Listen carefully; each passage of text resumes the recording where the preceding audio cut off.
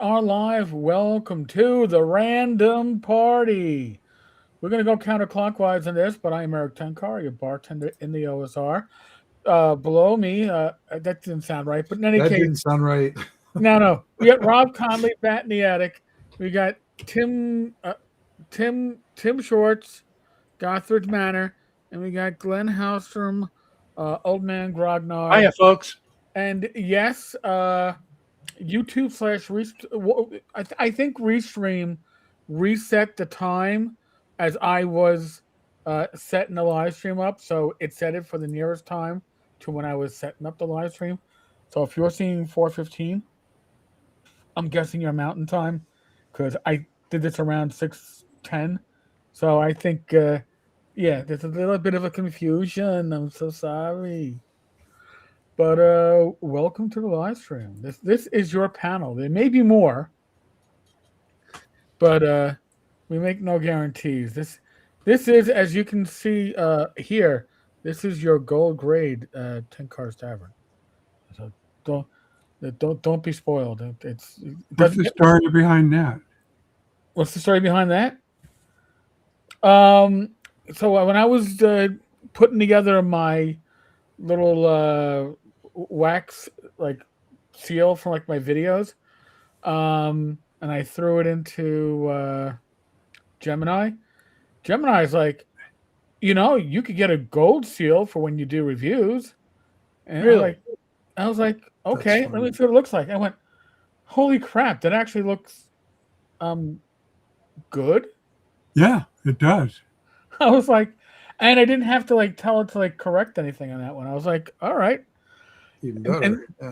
And then they have one, maybe I'll upload it for later, that is a little less striking, looks a little bit more unrefined, and apparently that's for like modifications and house rules. And it looks like somebody's discarded copper piece.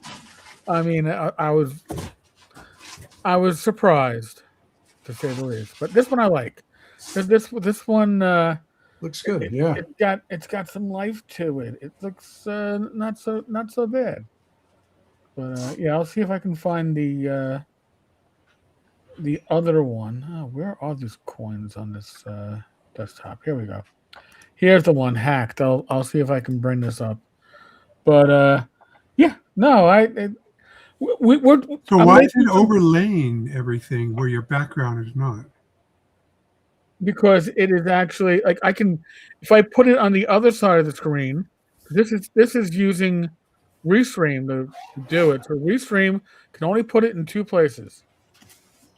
It can put it over the chat, which I guess would work if I move the chat to rotate in the other direction, or I can put it here.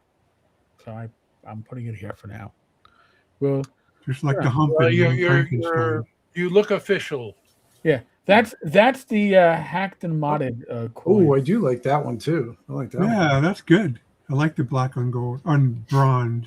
Yeah, no. I was, and again, I didn't ask for it. I just wanted to refine my wax seal because I was trying to get the wax seal so I could watermark my videos, and it was like, oh yeah, that's good, but we can do more. It's like the $6 million man. We can rebuild him. This is what I was refining. That's what I was.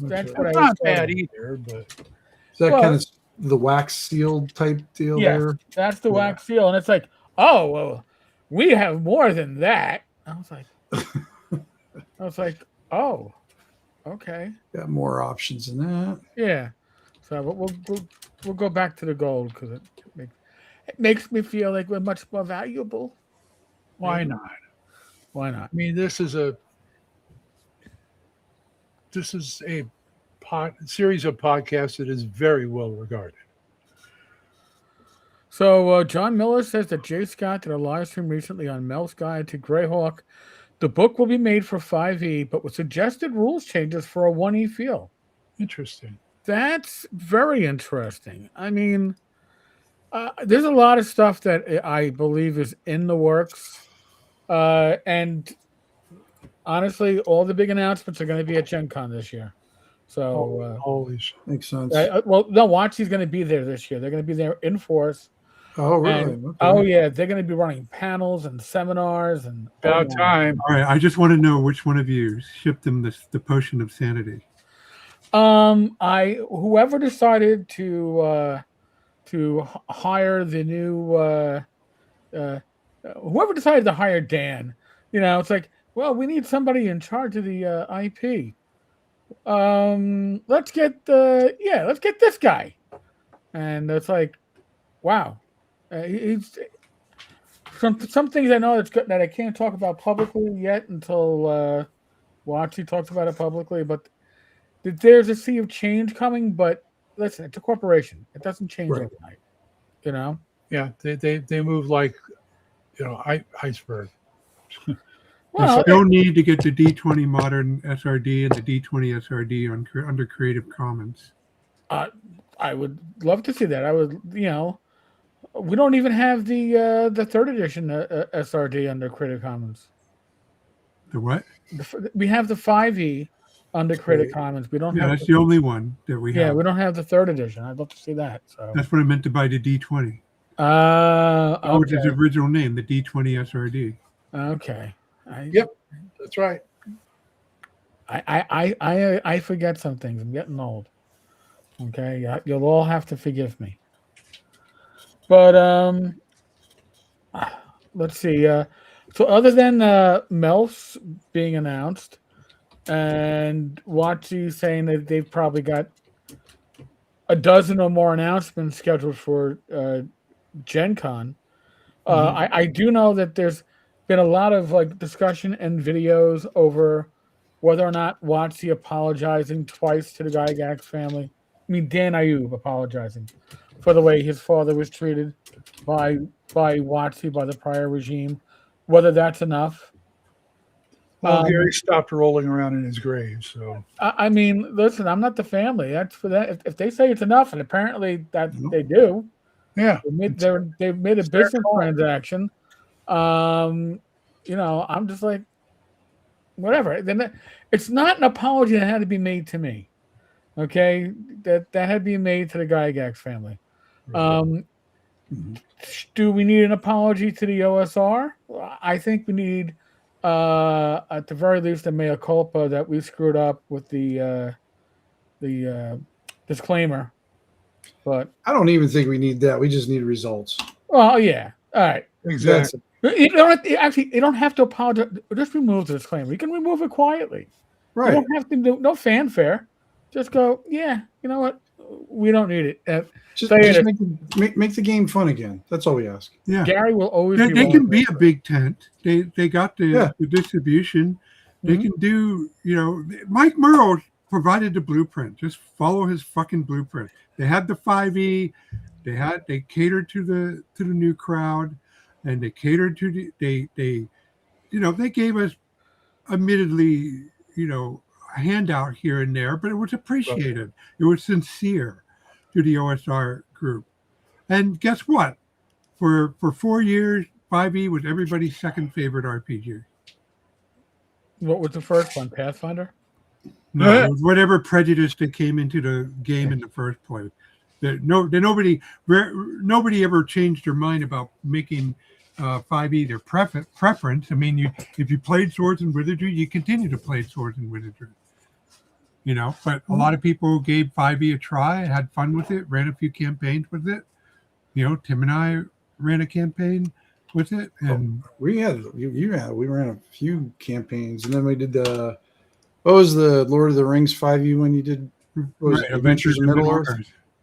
That was fun. I do. Yeah, that was probably the best one out of all of them. I did like that one a lot. Yeah. Dan, hanging out in the tavern Discord during the live stream and having a drink and Nice. we can't have two voices because I couldn't monitor it unless you could do your own voice chat, but then the crosstalk from this video and just keep your blather here, and it feeds YouTube.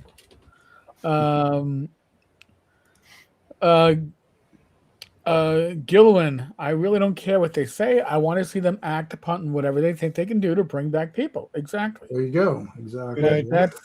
spot on. The biggest thing they can do is get those SRDs out because it's the final piece of bullshit left over from 2020. Was it 2024 era? Yeah. Well, yeah, we're gonna do this, and then it's like, oh, Right. fuck, we said that. We said that out loud. Yeah. That was my inner monologue talking, and that was like, what excuses are we gonna give? Oh, I didn't mean to. And of course, do a few old school things. They don't have to do. They can do new game. What Necromancer game used to say: new game rules, old school feel. Old school. Let's say old school feel, new game rules, or something like that. Right. Yeah. Oh, it's back 3E. Yeah. You okay, Eric? No, I'm just moving my my camera slightly. Okay. To not Speaking obscure my head by the gold medal. Hey, listen, we're rewarding ourselves medals now, right? This is good. Next, I got to get like an Electrum, Mithril, Silver. I was going to say Mithril. What's that? You need, what's the... adamantium. I need adamantium. Adamantium. Can you give me an adamantium? It'll probably go. What does adamantium look like? No. Oh, by the way, folks, probably gray. Yeah. Buy my book, and if you buy my book enough, I will put adamantium in my next book. But not like literally, just the word adamantium will be in the book. Yeah, I don't think that's copyrighted. I got to put that disclaimer in there because somebody's gonna go, I was expecting a slab of adamantium. And I didn't get a slab of adamantium. You're right. But this was sold under false pretenses, Mr. Hallstrom. No, thank you. No. Nice. Well, unfortunately, I have a bit of mild bad news. Oh dear. So if you wanted to back my Kickstarter as a late backer, it's over now. Because I started fulfilling.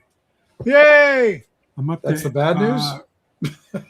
If that's the bad news. I actually had somebody say, "Can I back your Kickstarter?" I said, "No, I shut off late backers," and so you have to wait for the release, but it will be released in April, and if the backers continue to do what they're doing now, I could release it. I was planning on releasing it no later than WizardCon, but if it's early, it's early.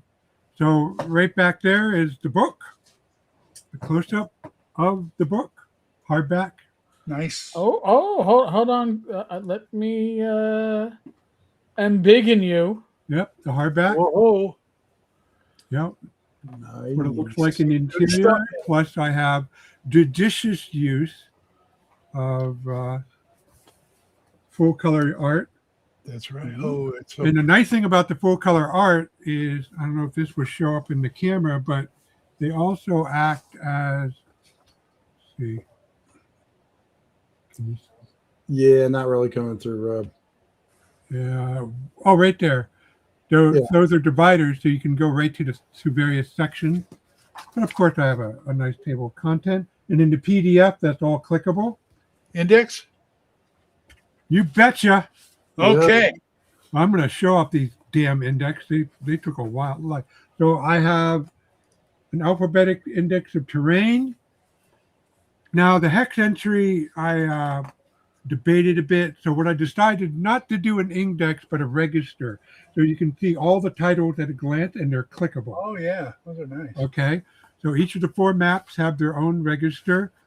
And then for the actual index, I decided to take the different groups I have and the different realms and give them their own index entry. Nice. And I don't know. I think it was you, Tim, that suggested, but I ought to make the primary entry bold. So the bold one is where you get the full definition, so to speak. Right. Well, if it was my idea, it was a fantastic idea. And I don't remember saying it. I'm proud of this full color heraldry. Hold on. I got to keep on embiggening Rob. That thing. Folks, don't get sexual about this. Nice. And I do all the heraldry myself. Nice. So I'm pretty proud of this, and also, as it so happens, it's not available right now because I'm waiting for the proof, but there'll be a premium edition version of this. But I'm warning you folks, It's going to be pricey. It's going to be really expensive. The cost of the backer is just shy under $50, and it probably will retail. It's going to be way more than 50. It's going to be the same profit margin I make off the other books, but it's going to be like 65 or whatever. There's an important question, Rob. Oh, we'll get to that first. One quick thing.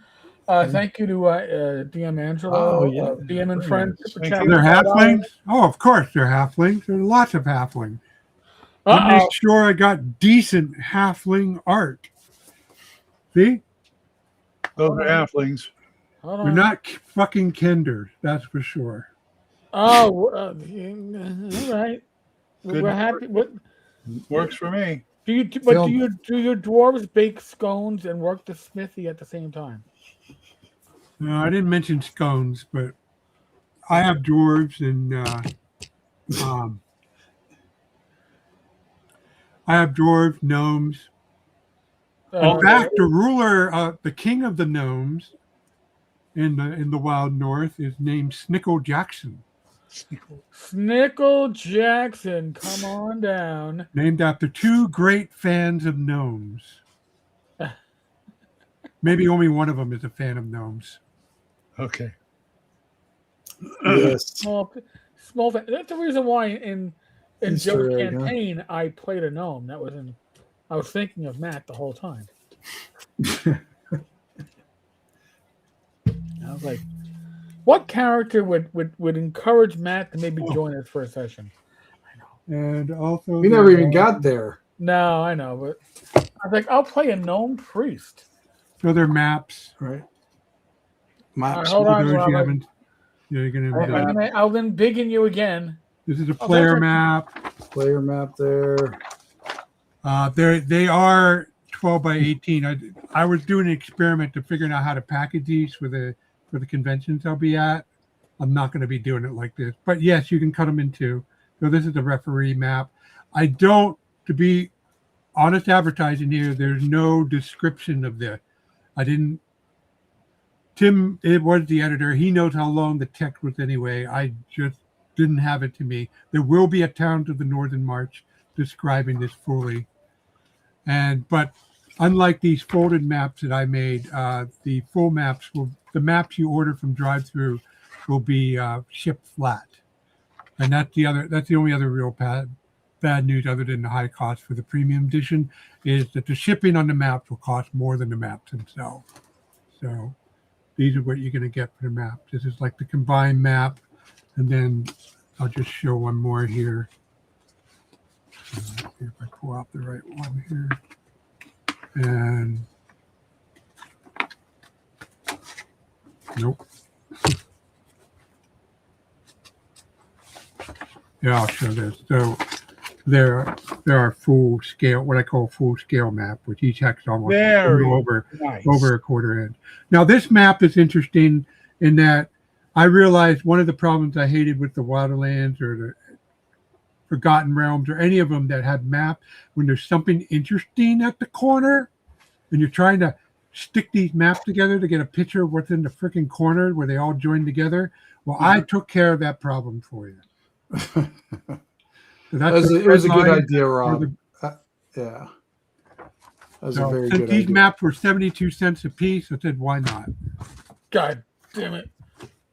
Rob has put his foot down and he's doing it. Oh, yeah. Why the hatred for Kender? Well, you never experience how annoying Kender is until you play live action role playing and you have people, they're not playing halfling, they're playing in Kender in front of them. And after a weekend with fucking Kenders, you just want to freaking kill them all. Well, I'm not stealing, I'm just borrowing without permission. I always thought Kender were pointless anyway, so. Yeah, I mean. Yeah. Thank you, Matthew. Yeah, the maps are spot on.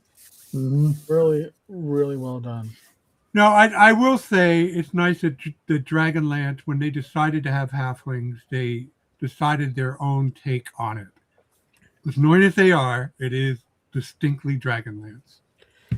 Well, they're more like elven halflings as opposed to standard halflings, which like they look like they're like I don't know, like you know, based upon a dwarf just with all the muscles removed and just happy to eat.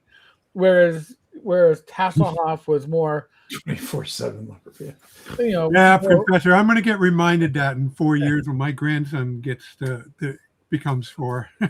Hey, by the way, incoming, Dan.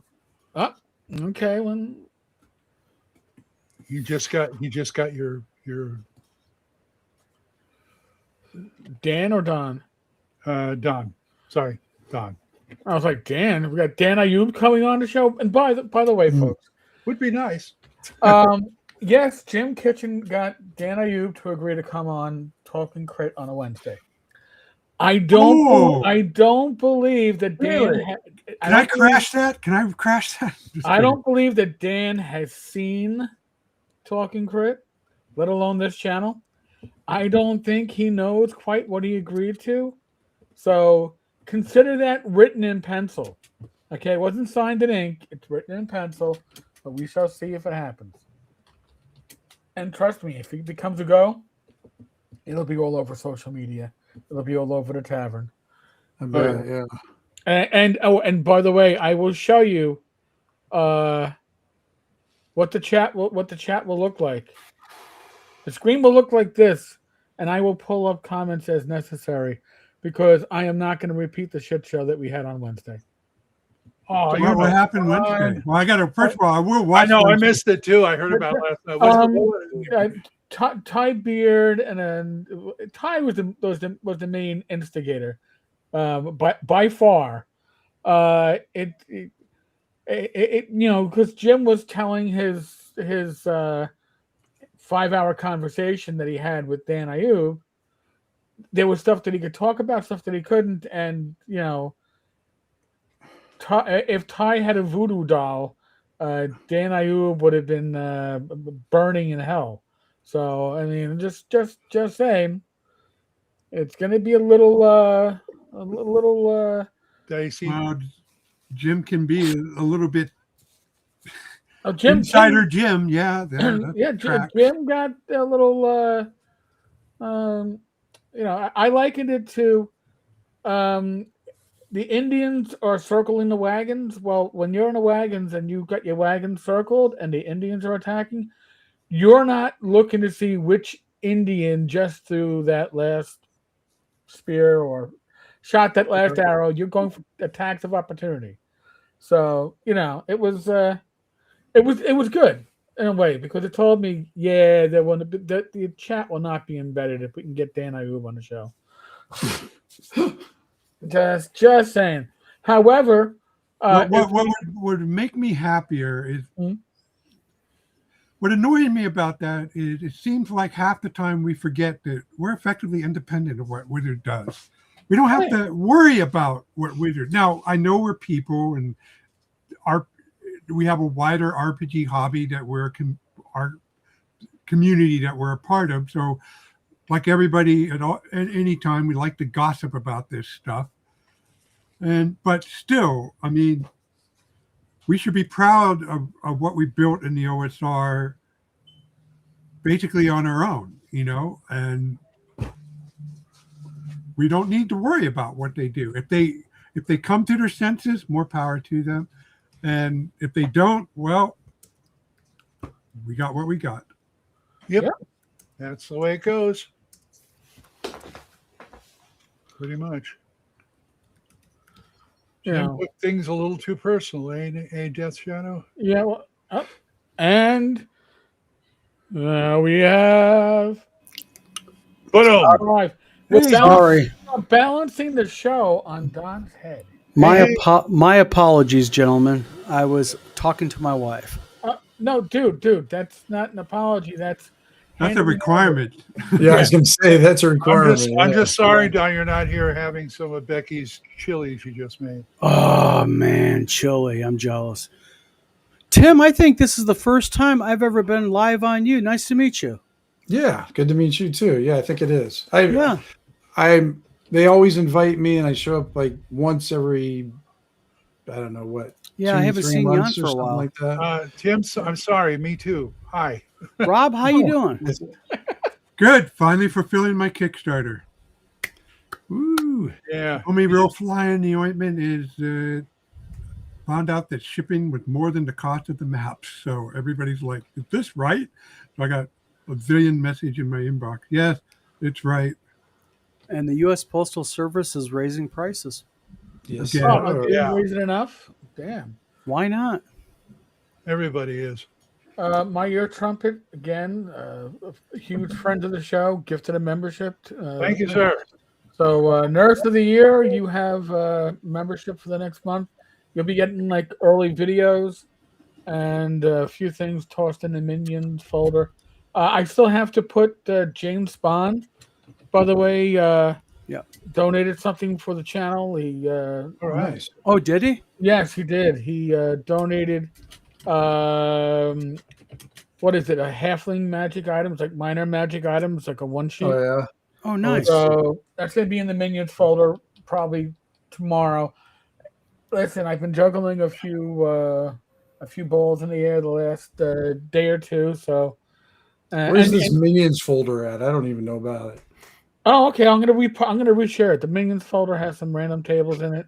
Yeah, I'm kind of curious about that. Yeah. that'd be Yeah, cool. and also you'll have access to some of the other stuff, like the one sheet that I put together. Well, actually, the one sheet's probably for everybody. Eric, do you need stuff for it? Because I can donate a couple things. I'll never say no. We'll talk after the. Okay. I do have a question. I'm sorry. It's on a topic we were talking before. So, and maybe you know this, Don. Does anybody know a place in Europe that does cheap print-on-demand maps? The lowest price I found were 350 euros per map. And I have 18 of them. That's over $4 a map almost. And drive-through is still cheaper with the horrendous shipping costs to Europe, which is $35. Wait a minute. They charge $35 for a shipping tube? To Europe. What size?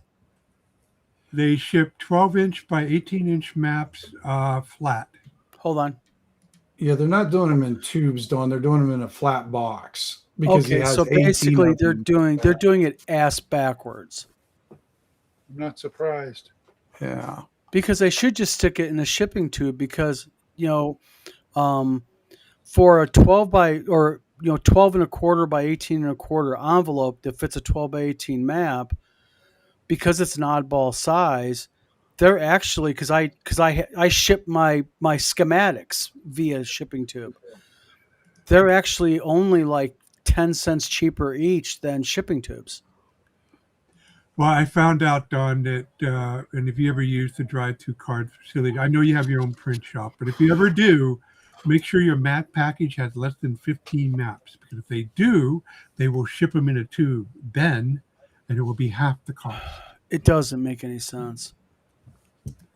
That you know what? Hold on a second. Let me do. Well, he's Death Angel. They do have printing facilities in the EU for books. Well, I might have a source for you, but right now in the UK, or not UK, excuse me, in Germany, they're every 8:30, 9, 10, 11, 12, 1. Yeah, it's 2:30 in the morning in Germany. So, Rob, give me till tomorrow. I'll message him tonight for you. I know a guy who has he's got a big print shop. He does everything, and I'll ask him about 12 by 18s. Yeah, basically what I'm shooting for is somebody that folks can order from. I don't have to make a dime from it. I just want them to have cheaper maps, Nope, let me write that down for my. They already paid me my profit for the Kickstarter. I'm not looking to make money off of them. So if the printer can make a profit, catering to EU people. I'll add it to my to-do list for tomorrow, and that way I'll get it done for you, and I'll message you. Don. The confessor wants to know how do I upgrade. How much does any of you out there know of any sources? Okay. The confessor wants to know how do I upgrade my membership.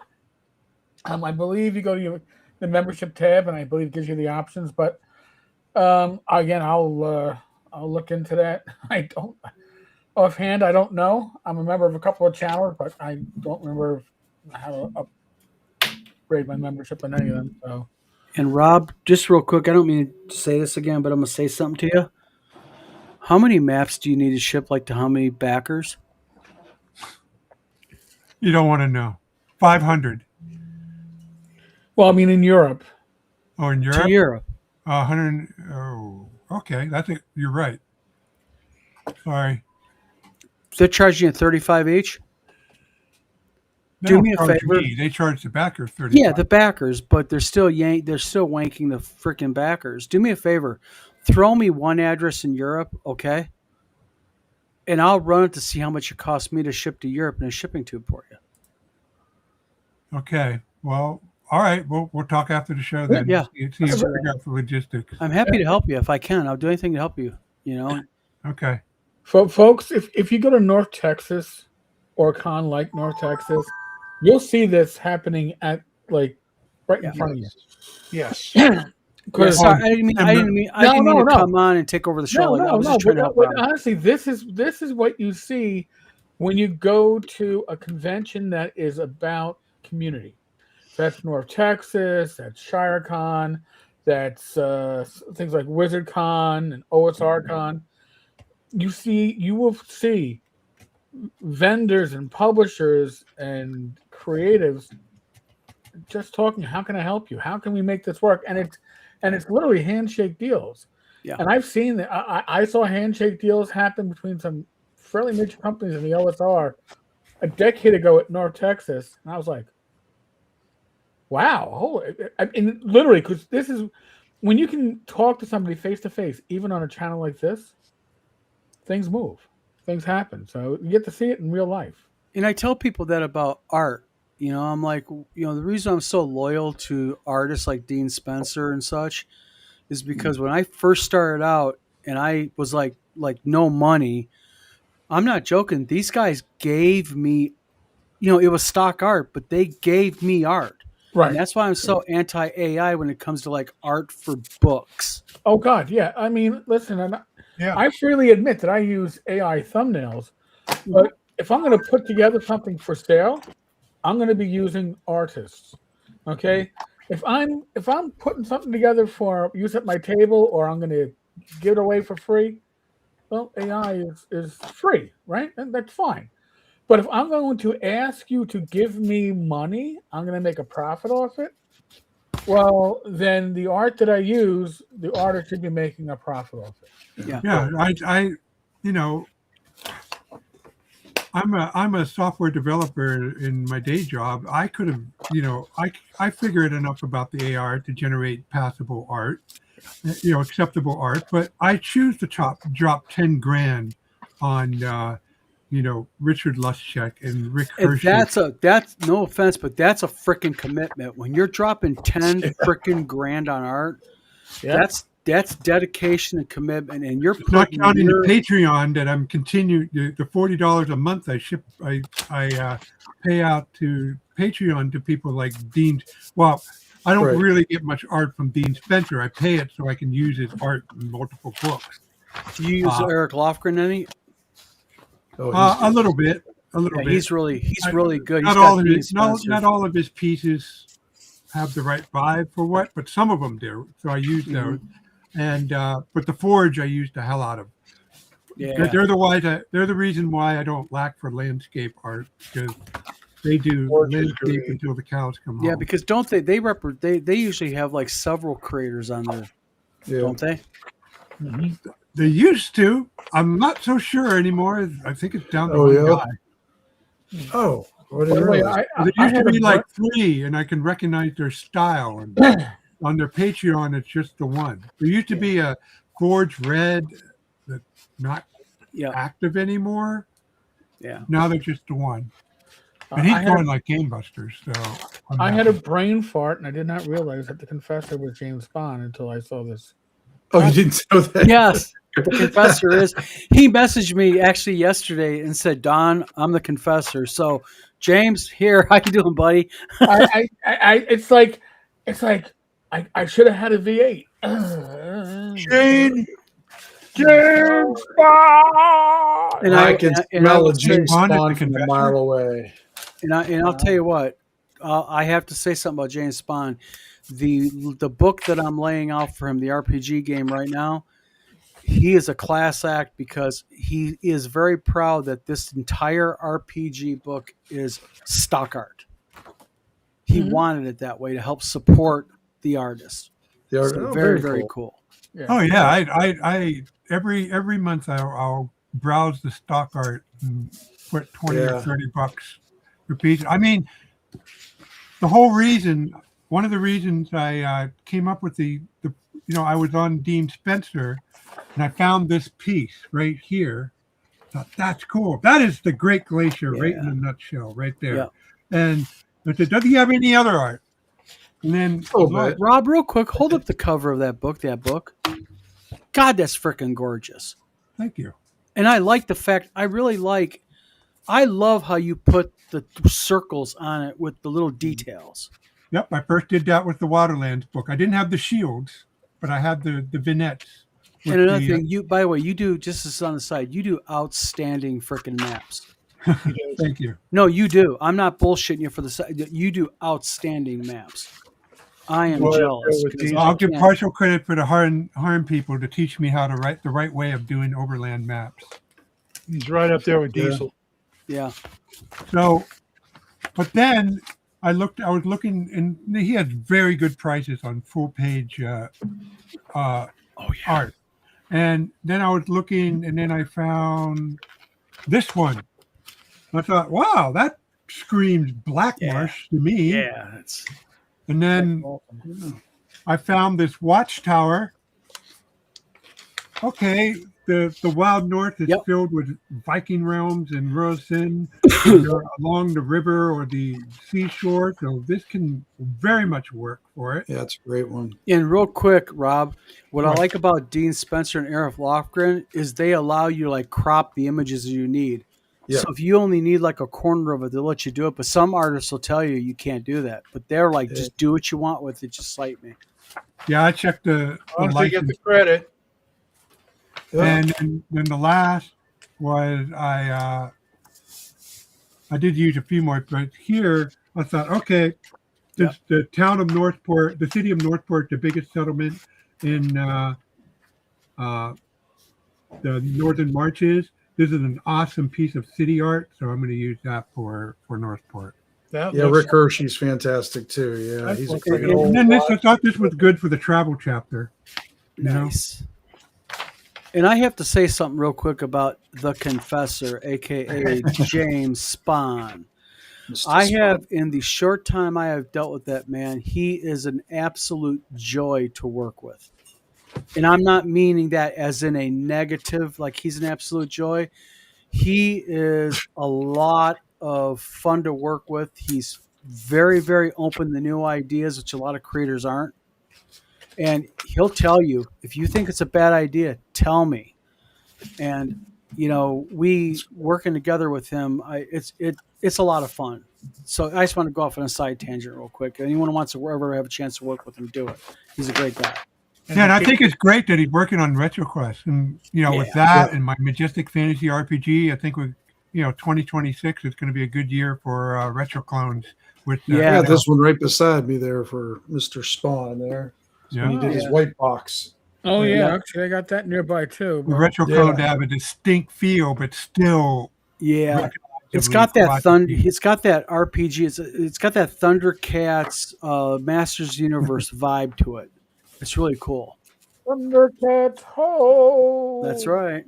I still got to go. My goal with the Majestic Fantasy RPG is make the sandbox RPG. Well, there you go. I got a couple of his that where he proclaimed his love for me in the. This sounds kind of. Did that embarrass you, Glenn? Because if that embarrassed you, Glenn, you're gonna have a bad time at WizardCon because you laid the gauntlet down. Hey, I'm not the one that got kicked in the nuts. Remember? I never got kicked in the nuts. Just the camera angle made it look like that. Priceless picture. I wish I still had it. It's up there on Facebook somewhere, I'm sure. I want to ask James something here. James, so I noticed that your production rate has gone up. Is there any particular reason for that?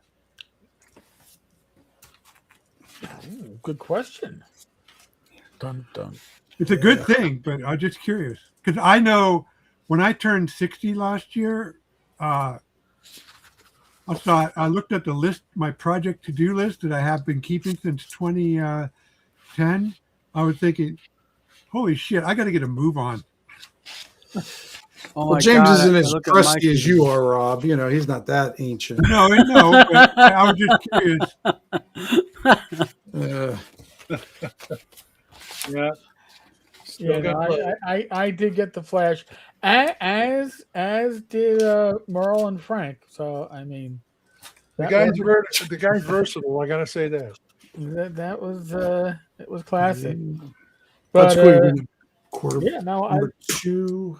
He's coming out with I more mean stuff James too. James That's great. has always been prolific, but a lot Yeah. of it was for licensed projects that he wasn't. You know, he was working on the new One Ring, or I think it's, Right. you know, Yeah. it was work. I can't think of an Excellent IP. job on that too. You know, I can't think of an IP that James hasn't worked on. Oh, here we go. I ran on my own. I don't have the third party it out. Makes production is a lot Yeah. faster. Yeah. Yep. And they're great zines too. I buy them all up. Just don't tell James. Yeah, I have a confession to make. My Northern Marches, that is the maximum I'm going to go in far as coverage. Oh, is that? It is my limit. It is my limit. Or Rob 12 is by like, I'm a 8, done that's my turkey, limit. man. Put the frickin' And if I want to do what thing in. James Oh, I is don't wanna doing be with his in white this. box design, I'm going to have to stick with the letter size maps, which I have some ideas for, but Well, and James says he's freelancing less these days, but in a way that when you work on your own projects, there's a lot more of you that goes into it. Yes. And that's a huge motivating piece, right? I mean, and at the same time, you also know what the better work that you do, the better you're going to hopefully get paid by the community. That's right. You know, so Yeah. it's a twofer. It's a twofer. That being said, I am going to be contributing to an upcoming Kickstarter project that was subject to it might have been some minor litigation before it could kick off. It's old school. It's old Really? school. I don't know how much I can talk about it. Ah, so But, basically, you are vague YouTubing right now. I am vague tubing right now. I got Vague to. tubing. Tradition. Listen. I actually had to physically sign a contract and then send it back. So it's kind of like that legit type of deal. So, but if I'll find out what I can talk about. But Very, very kind cool. of, I'm not doing much. Okay. You know it's cool though when they send you the physical contract to sign and say Yeah, send I'm this like- son of a bitch back, originally Right. signed. It's you like, know? oh, I better change that last name or else it won't be the legal one. Okay. Oh yeah. well, that's good, James. I'm glad your personal stuff is income is getting to that level. Yeah, that's awesome. And James, Man, is one- really making the check. yeah, James is one of the, not just one of the most skilled and prolific creators in our OSR community, but one of the nicest. And He's nice. It's a gentleman's agreement right now. I was just flattered that I was considered, and my contribution is going to be relatively minor compared to the whole project. But And I'm happy to make this. I'll just say it like this too, and because I'm proud of this. Eric is going to be helping me on an officially licensed product that's going to be announced at Gen Con. Oh, nice. Yeah. Oh yeah. Yes. And Eric's going to help me with it and everything. So, Thrilled to see that. and I'll tell you what, with Eric helping me, I'll say right now in front of everybody, with Eric helping me, as skilled at OSR that man is above me, it's going to have to be damn good with his hands on it. Because I'm going to be a yes man. I'm going to be like, Eric, is that okay? Okay. Eric, okay. Eric's going to hear that a lot. Okay. I'd be the same way with him. I hope you like procedures. So Death Angel, about the premium, I haven't gotten the proof yet in. Okay.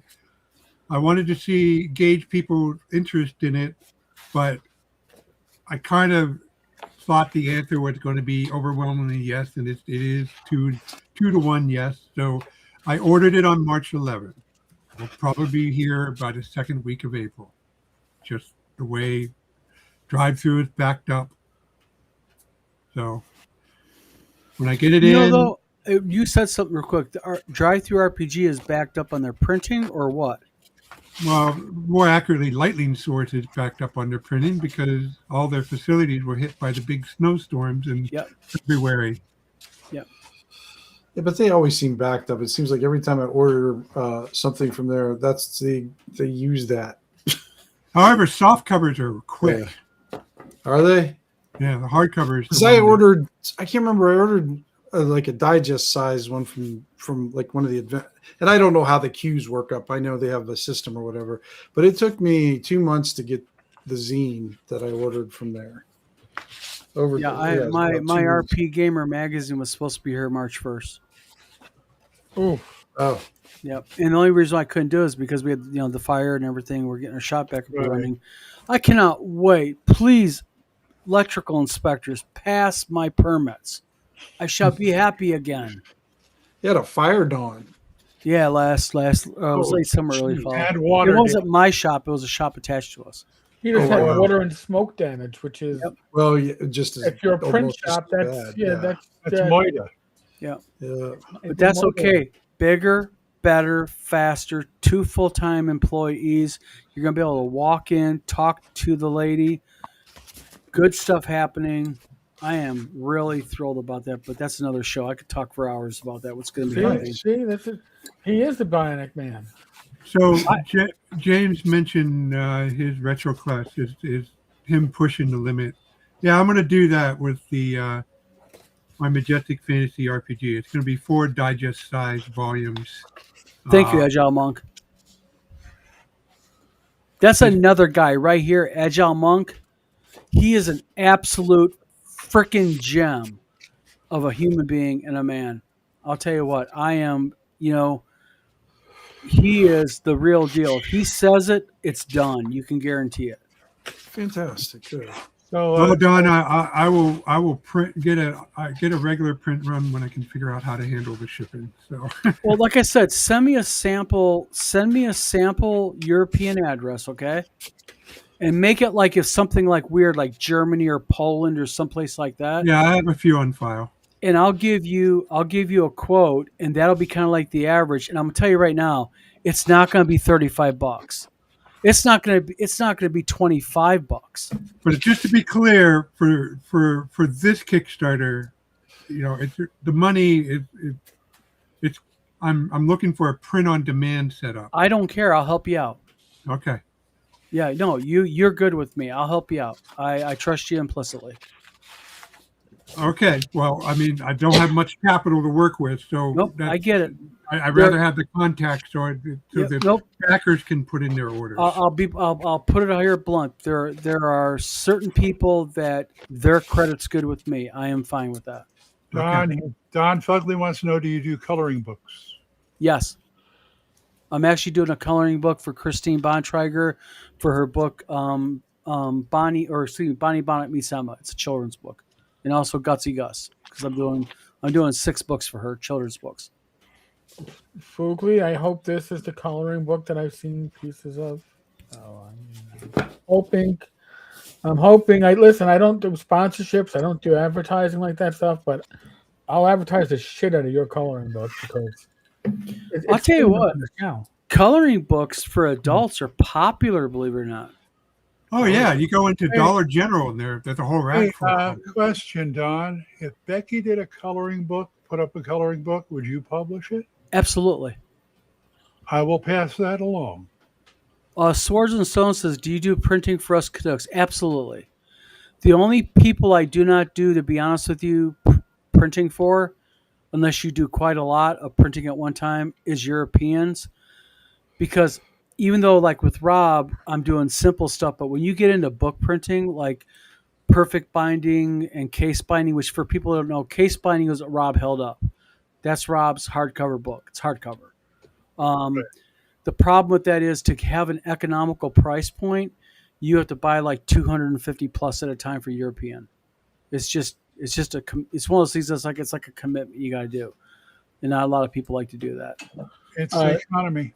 Yep. Nurse of the Year God. wants to know, can you post your link? I'm assuming you mean contact info. Yeah, go ahead and drop her. It's info@wizardtowergames.com. I'm fine with that. Absolutely. Well, I asked for Becky because she does the stuff people do like on Amazon, get the artwork and lay it out and all that. It's not her own.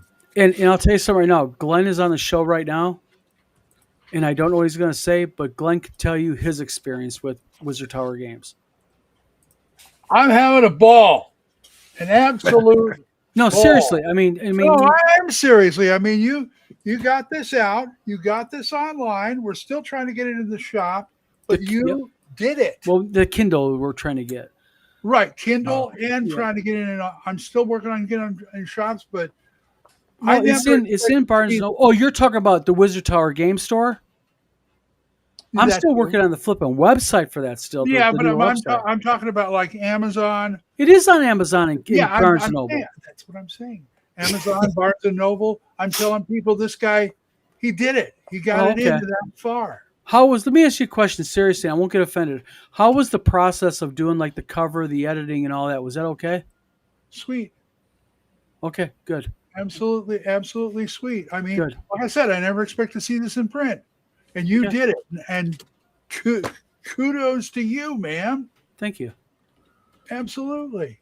We are Wizard Tower Games, just to let people know.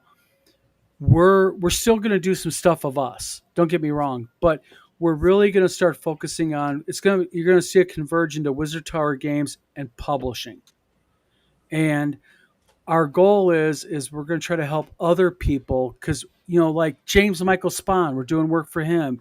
Paulie Kidd, we're finding more and more that we're not really doing work for ourselves.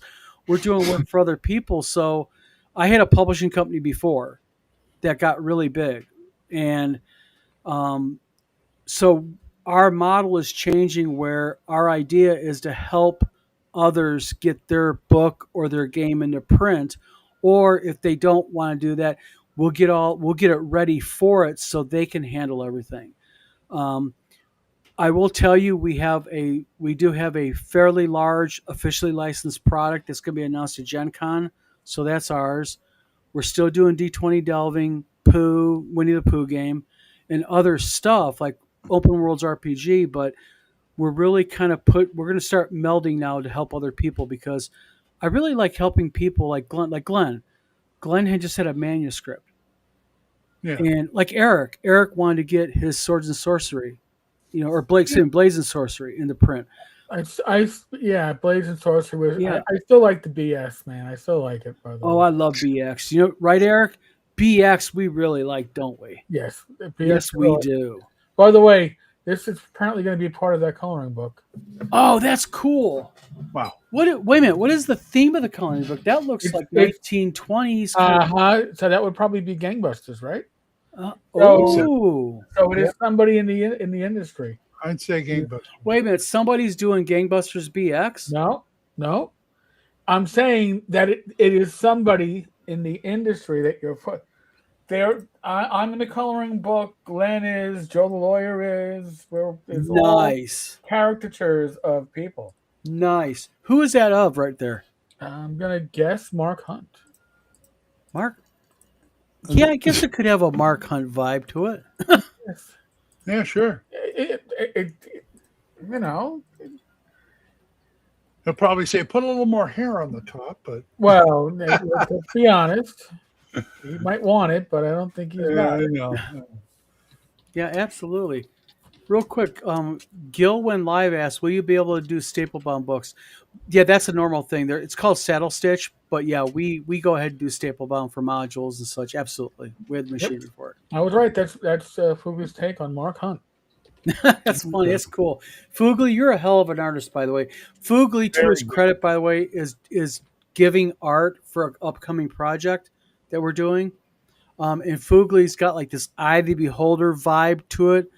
Damn fine artist he is. Old school artist, big time. Mine, Oh, yeah. I should put more of mine up, but that's another thing. So, by the way, at the bottom of the screen, we have the scroll for our master minions. These are Oh yeah. the highest level supporters of this channel. So I believe we are at 178 minions of different levels, supporters of this Nice. channel. So Good. it's awesome.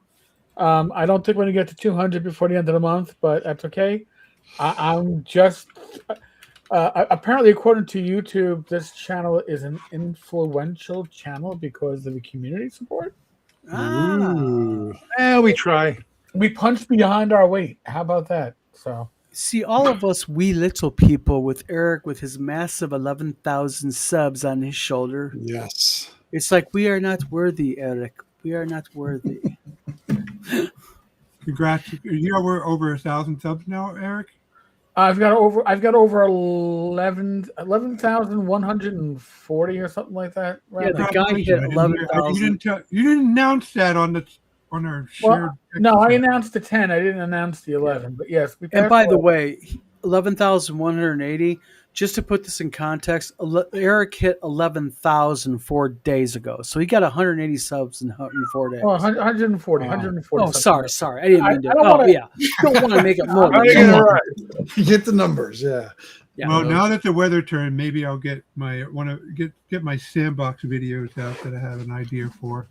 Yeah, I mean, That'd be nice. But viewers are encouraged to go to like Tim's channel, Rob's, Glenn's, Everybody's and mine, channel. and sub. We appreciate it, guys. you know, Gals. think of anybody who comes on this channel. Oh God, Agile, you're Oh, insane. nice. Gosh. Again, Agile. that's what this Yep. guy does. Oh, Yes, Agile, No. you are insane in the most wonderful way. Agile just gifted 10 memberships. It's fantastic. going to scroll real quickly across the screen, so you might not even realize you got gifted, but I'm going to put everybody's name up one at a time so you can check to see if you did. And I will let you know right now, Agile Monk is not coming to WizardCon. But Agile Monk bought tickets and the specialty game tickets to donate to disabled vets. We are having about Nice. 30 disabled vets coming from the local VA medical center, by the way, Nice. because we also have donated 15 free tickets to them to get disabled veterans on site. So Right. Agile Monk not only talks it, he walks it. Oh, yeah. Yeah. Yeah. Oh, hi, Dave. Yeah, Agile gifted 10. But so we got plenty of new members. Tomorrow, go to the posting section. I'll put up some new members only posts with the link to the members only folder. I should probably do that on a monthly basis anyway. And you can see what's in there. Except James Pond has donated stuff. It's and James has donated stuff that's available under the Creative Commons. So God bless. Yeah. Speaking of Creative Commons, This is just the general community. This is what people do in this community. Yes. You know, the entirety of his books and the map are under Creative Commons. Oh, and Dan Tench, thank you. Dan Tesh is another hell of a nice guy in the OSR. I'll tell you what, that guy is great. And that's a charity game too. So it helps. Very nice. RPG Grandma, thank you so much. Yeah. Another person who's just awesome in the community. Sebastian, I think you're gonna have to wait for an answer for that one until Gen Con. I mean, actually, there is a licensed game that can you announce the? No, because it would announce if I said that, it would like immensely let everybody know what it is, and that's a violation of the NDA. But I will say that it is going to be people who like the OSR is going to like it. Am I right, Eric? Oh, that one. No, but Dan, I do have one question related to that. So yeah. You talked about it earlier this year, and it sounded like the announcement would become sooner, but now it's at Gen Con. Yes, so I is that indicative of something going on? That you can talk about? It might be. I don't know. I'm just gonna go ahead and have an announcement at Gen Con. But it was pushed now. But it was going to be earlier. okay, to make this clear, I originally was under the impression it was going to be announced right around December 17th, before December 20th. And that's what my attorney thought. And then we were told that they wanted to announce it right around St. Patrick's Day, mid to end March. When it didn't happen and they started announcing franchises, this company, and this company started announcing dealing with Luke Gygax, which I was talking to Eric that they were doing anyways months and months and months ago. I was under the impression that it was going to be, Gary Con. Well, when it didn't happen, I got frustrated. So I had my attorney reach out to this company and say, hey, you got to tell us what the hell is going on here, because, we're marketing. We want to put money into marketing. And they said it's going to be part of the Gen Con announcements. So I'm happy. And yeah. Good. So just, That makes as sense. we would say on my prior occupation, hurry up and wait. Hurry up and wait. That's Hurry up the and wait. idea. But there's a lot of pieces moving in the OSR and beyond. Yeah.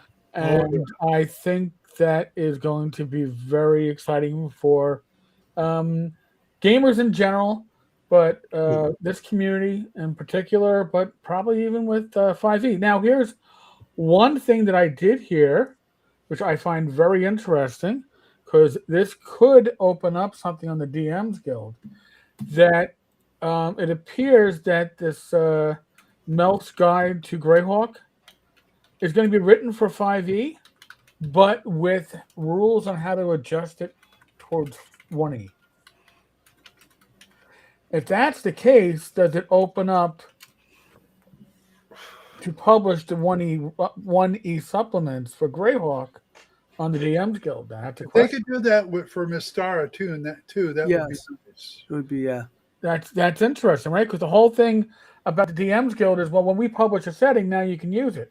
Well, now if you publish it with a rules set adjustment, can you use it? But I don't know. I'm not to put throw a wet blanket over this, but if you publish something on the DMs Guild, anything that you publish there would be there forever, which is okay. But True. anything based on what you published Right, will but remain there forever. There's a lot of people in the hobby, and the OSR even, that would love to be able to publish stuff in the DMs Guild for official Greyhawk. Sure. And if they could, and if you have an idea that will only work in Greyhawk, then go for it. There's no other way you're going to be able to get it out. Yeah. So. Yeah. But if it's something that, it'd be neat to set this idea in Greyhawk, but you could build it on other things, well, you're going to trap yourself unwittingly if you publish it on DM's Guild.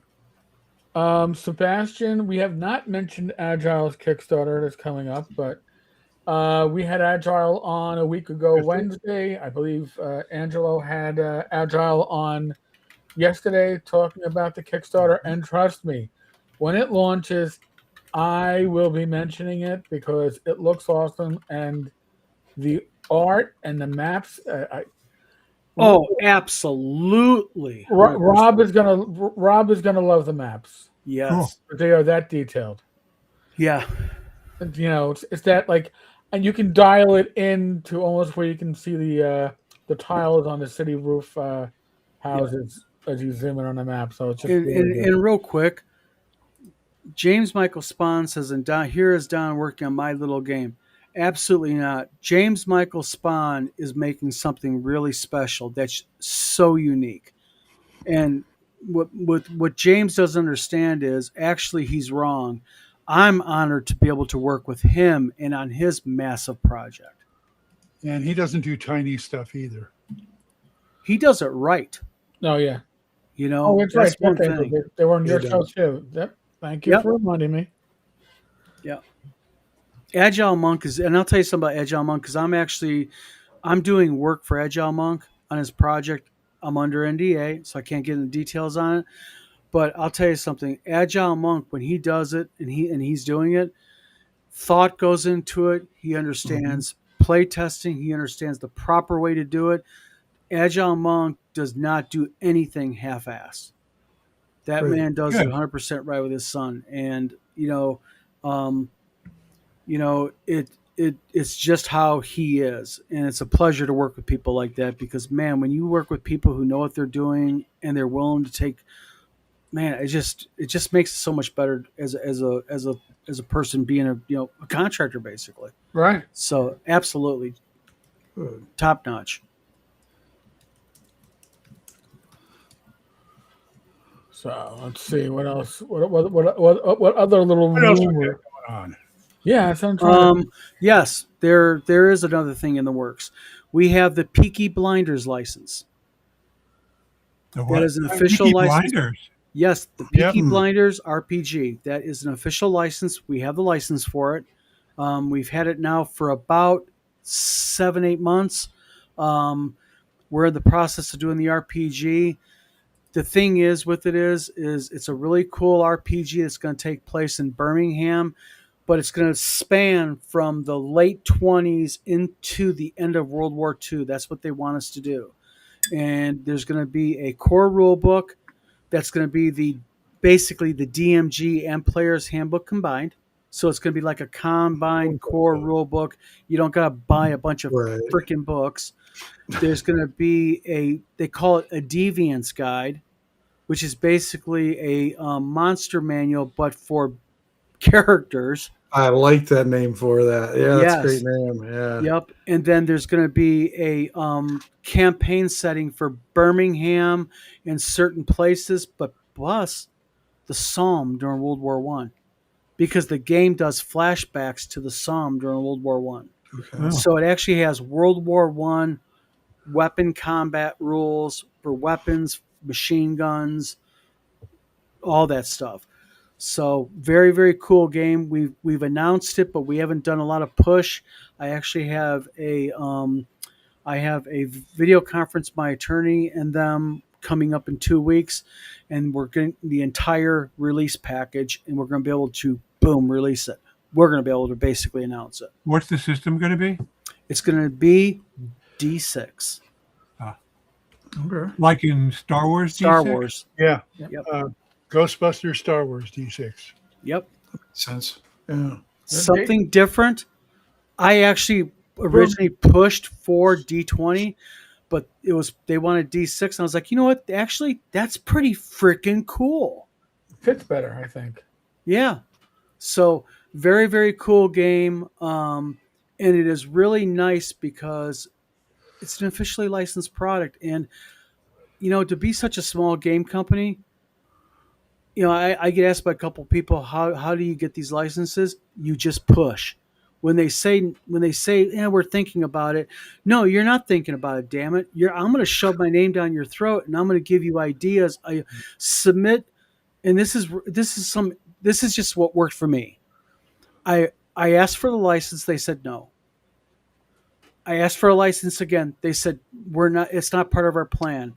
Then I went ahead and I put together kind of like a mini core set of rules, and I sent it to them along with artwork that I drew. And they were like, huh? And then I had a couple video conferences, and within about 4 months of that, they were like, license. Excellent. So Good for you. you got to push.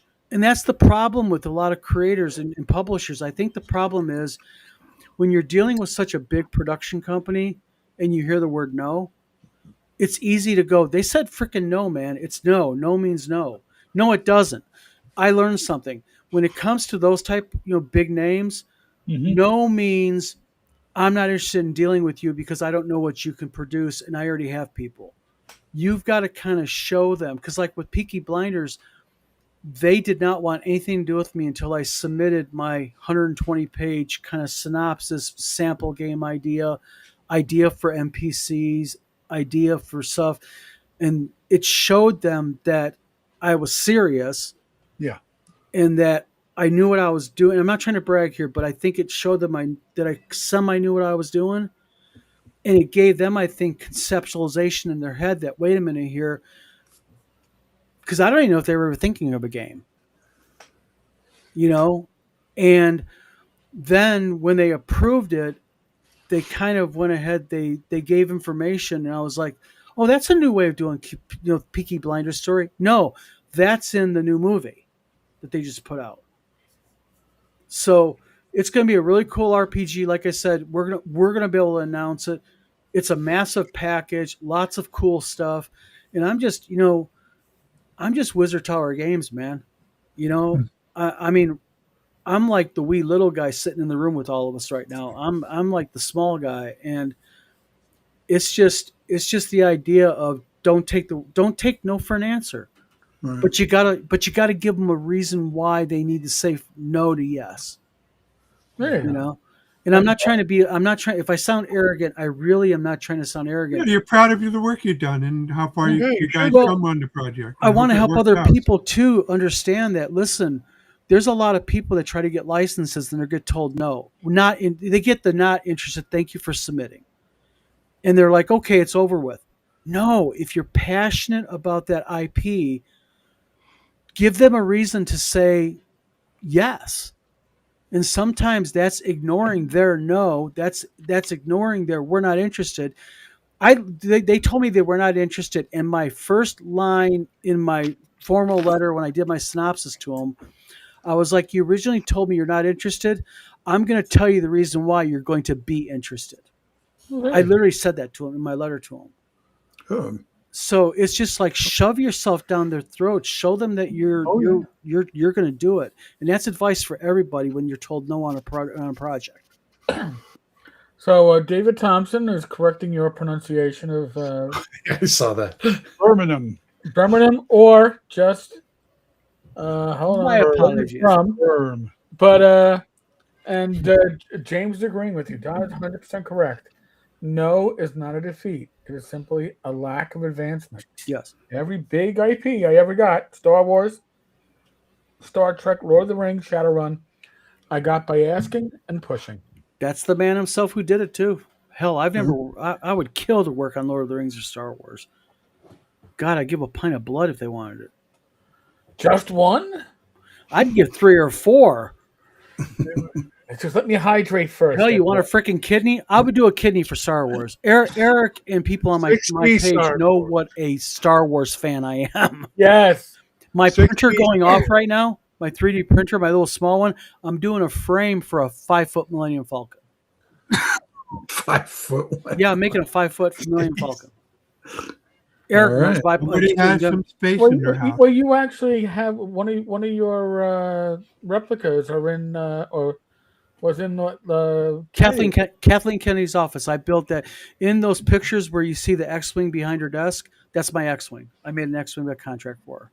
Nice. Oh, nice. Yep. Yeah, but I'm doing Well, I'm doing work for Peter Atkinson right now for his new movie too. So speaking of multimedia, I'm putting my date skills to use, and I shared something, Eric. Okay.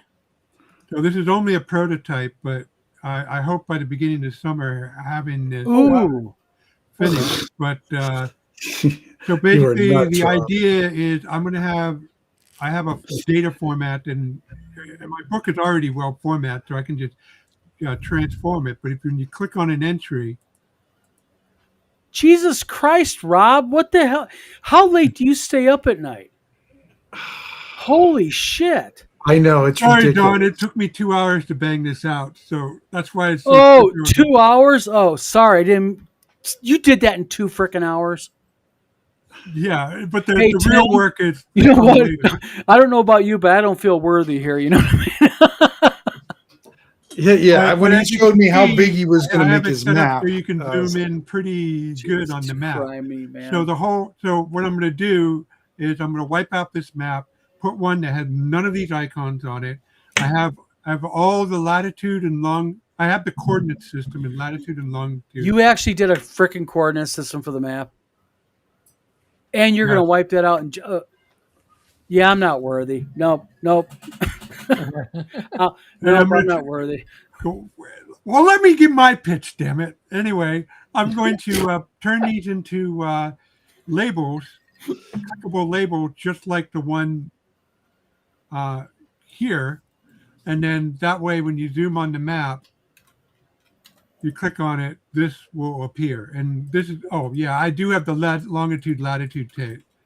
So I Yeah, can, you're gonna have to create some numbers for that map. It's so big, man, Rob.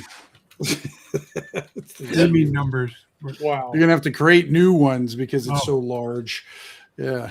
but so I hope to add this, have this available for people to use. And that would give me a leg up on, when I think it's Western Reaches were hit and Domenwood, because that'll be something, I'll have something they don't have. So, and as you can see that I planned for expansion. You think? Yeah, a bit. A little bit, right? Because that one section you do have mapped is so freaking dense, anyways. I know You could run 1,000 campaigns in just that postage stamp. Yeah, I know, Tim. I don't know if I'll get around, but maybe if I like in version 3 of this, I can have editable, so people, when they can fill out their own areas and add it to the map. I don't know what. I might not have the website. It might crush my bandwidth for my website, but it'll be there. But as you can see, some regions have a little bit more work in progress. Like this is the Eastgate region, and at some point in like 2028 or 2027, I'll be coming out with the city state of Eastgate. That's where it's going to be. So anyway, I just wanted to show this off. But That's initial nice part should be freaking work, Rob. Sorry, but I'm gonna speak up. You do really well done. Not only well done, but the way you do your maps is really well balanced. He did say edible, yes. Oh, good. It wasn't just me. I was going to make the. Did Joe the lawyer suddenly drop in here and start? Yeah, yes, James. My northern march is technically just a small slice of a much larger world. I think I quoted Obi-Wan there somewhere. Okay. Anyway, probably. Nurse of the Year is done. I have multiple Star Wars tattoos, including a half sleeve with Obi-Wan on one side and Darth Vader on the other. Nice. Yeah, I do little models, guys. Oh, you 5 foot. Don't undersell it. You're doing a 5 foot goddamn Millennium Falcon. Yeah. I was kind of joking because you all know that on my page I post pictures. I do a lot of big studio scale stuff, 2-3 foot long stuff. That's like common for me. But I admit the 5 foot Falcon, it's a commitment. I would say so. Yeah. You should put it over one of those Barbie Jeeps, and then you could drive around. Oh, good one. Yeah. Yeah. Actually, this is actually for an attorney in Ann Arbor. Nice. So it's not for me because although my wife likes my model building and my Tiger tanks and such, I think I stretch it with a 5 foot Millennium Falcon when I go, honey, can I print this? Is the hull removable so you can see the interior? No. It's a static display for their they want it for their lobby. They're big Star Wars freaks. We're doing like a 2 foot. We're doing a 2 foot long snow speeder form. After this is done, we're doing the big frigate, the Star E-80 frigate, the Rebel frigate. The big long one that I think was this hospital ship originally. We're doing a 3 foot version of that for her and her husband. So, yeah, 5 foot Falcon makes them real fans. Trust me. Thanks, Eric. Yep. So I'm going to blow your mind even more, Don. Can you share my screen again? Oh gosh. Hold on. Your maps blow my mind because the way it's not only how you it's not so much the map, but it's your balance on how you put everything in there. It makes sense. Good God.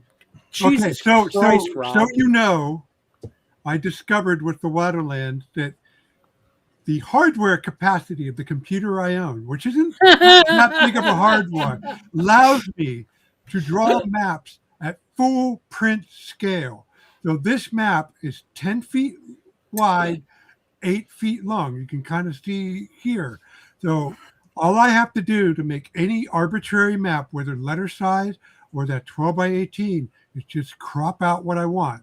But I will never, ever have alignment issues because I draw it as is. And you can see that I am drawing some outline areas as expansion. Yeah. Actually, what I'm doing here is that for my Scourge of the Demon Wolf, I am not quite sticking to the Northport region of the Northern Marches. I'm going to add a little bit to the south and the west. So this boundary that you see here is the letter size map that a template. It's the boundary of the letter size map template. So I'm going to draw this out, crop it, and that's going to be, I'm going to detail these villages here, detail these villages here, and that's what's going to be in the Northern Marches. So you're going to get a little bit of extra, not just a reprint of what's in the Northern Marches. Well, my wife is in her sewing room watching this show right now.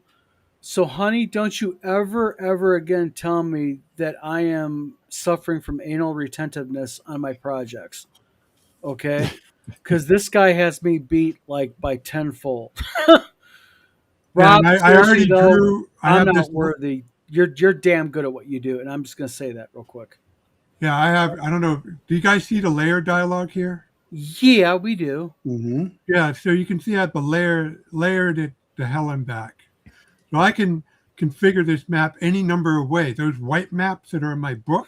Rob, real quick, I don't mean to interrupt. I gotta ask you, for general information, what software program do you use? I know what you're using because I can see it, but for everybody else, what do you use? Because you use the same one I do. Yes, I use CorelDRAW. Excellent. And more importantly, I use CorelDRAW 2019 because CorelDRAW, after starting with Bingo. CorelDRAW 2020, you don't get this smooth zoom action anymore.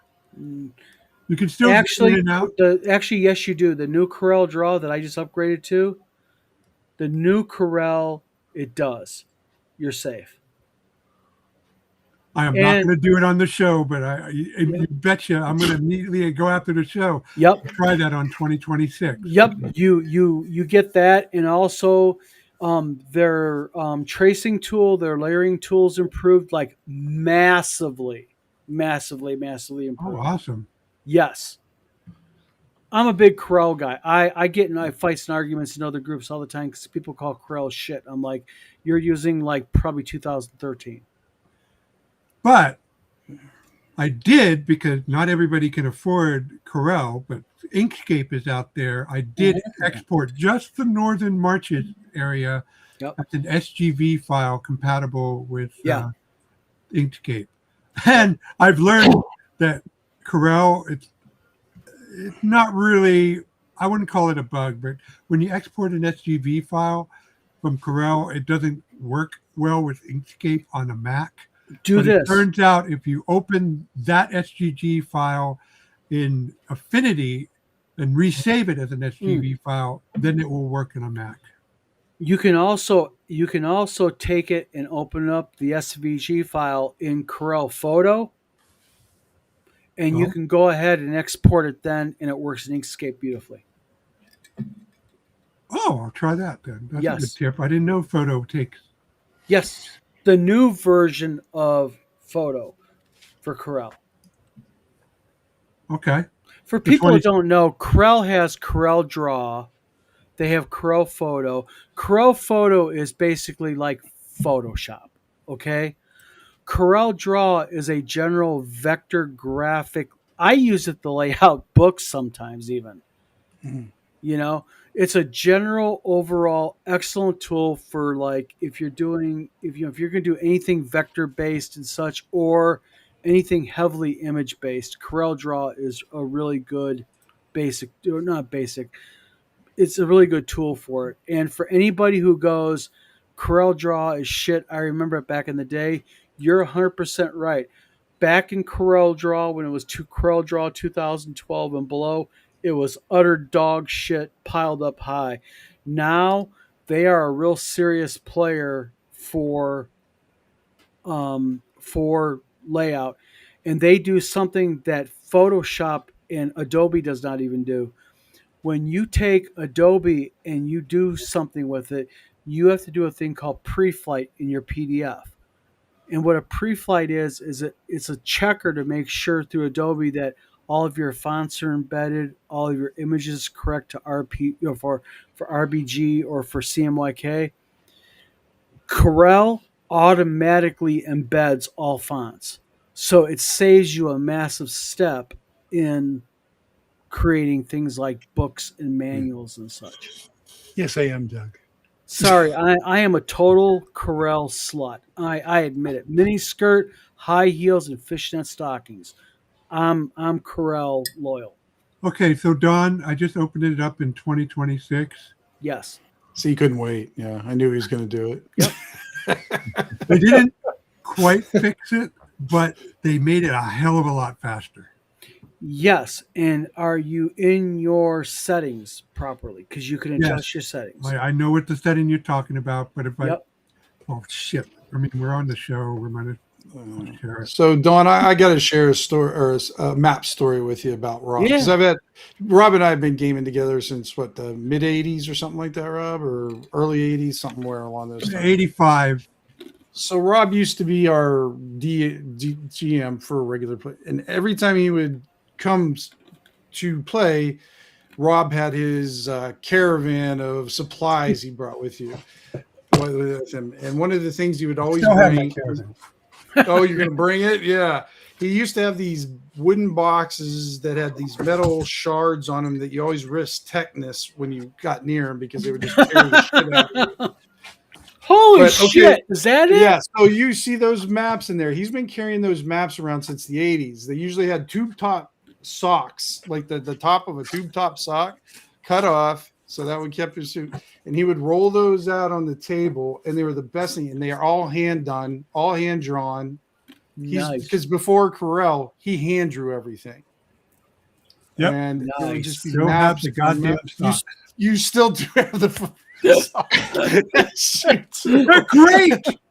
They're Yeah. cheap. Knock it. It works, man. It works. Okay. Oh yeah, it was a smart thing because you can keep them rolled up and it doesn't damage the maps at all. Are those still the original maps there, Rob? Huh? Yeah, I'm pulling those out. Oh God, yeah. But it was just really fascinating to kind of be able to look at the whole world like that. You know, kind of gave us. Oh, a wow, I know that's this, Frankie, nice. But this, I didn't trace this. I didn't scan this. I had the original my Waterland maps. Nice. I had the original Waterland map to my right, and I eyeballed each hex to make sure that the coastline. So I kind of figured out, like this one right here, if it had that little zigzag right there, that's what I drew. In fact, this particular map has a one hex row column flaw. If I superimpose this over, one of these is shifted over because I missed a hex. I made a wrong turn at Albuquerque at one point, but this is my majestic Waterland. I didn't mean to make it. Nice. Nice work. This is my own setting based on the Waterland, not meant to be a duplicate of the Waterland. And I didn't make that mistake when I did the drive-through RPG version. But yeah, and I didn't just stop there. I mean, I have a whole crap load. Yep. But you know, the thing is, I'm not done. You're never. but are those you're your never real done, quick, Rob. Rob? Question for you. Overland maps either. Yeah, but Robbie's got a question. Are Oh, those what's the your question? basic maps that you started with that you have based all your other stuff off of? Repeat that.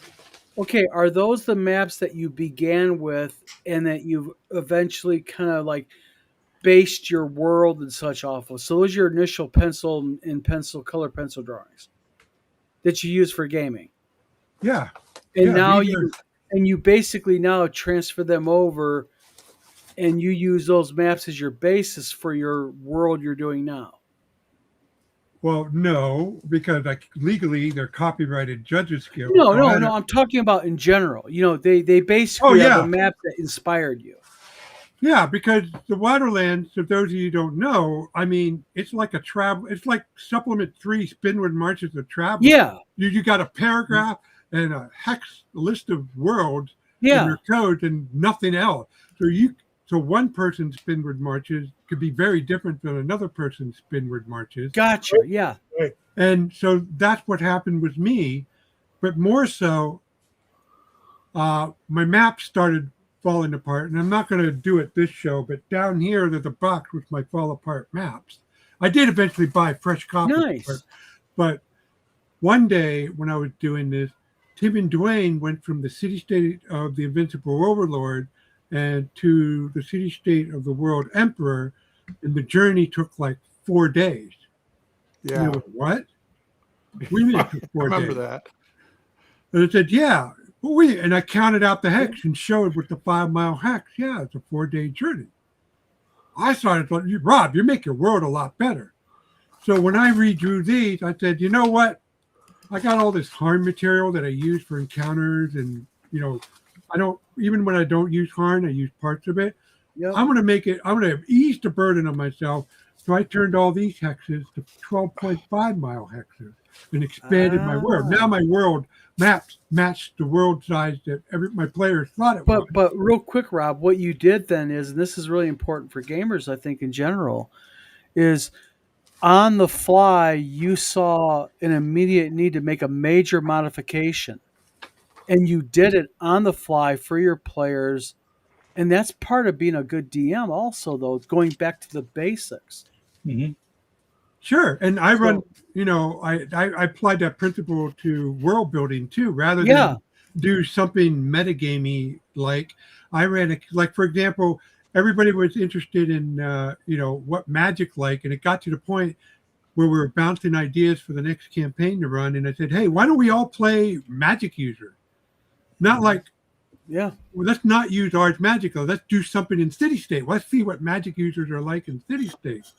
Yeah. So I ran an all mage campaign, as I call it, and that's where we fleshed out the Order of Thought. Of course, a lot of Ars Magica worked its way in it because it's great material, but we kind of made it our own. And